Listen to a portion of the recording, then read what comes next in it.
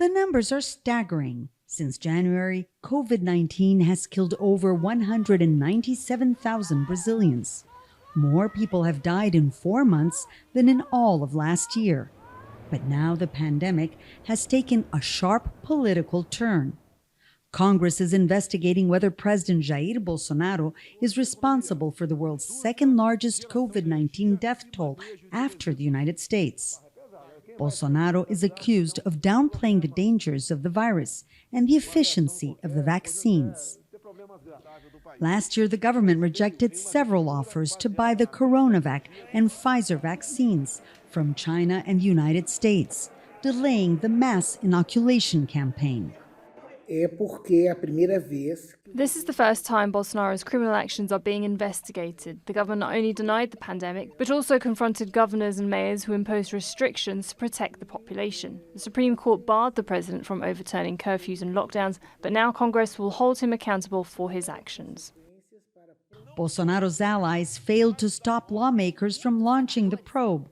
Now a Senate committee will be looking into at least 20 accusations. Among them, the government's failure to have a national plan. Senators say that the priority is to investigate why Brazil took so long to procure vaccines, despite being Latin America's largest economy and having the technological means to produce them domestically. But government officials will also be asked about the delay in resuming emergency aid to the country's growing poor. 19 million people have gone hungry during the past year, almost twice as much as in 2018. And half of the population is facing food insecurity, not knowing when they'll have their next meal. Many, like this couple, have moved to the street after the government suspended the emergency aid in January.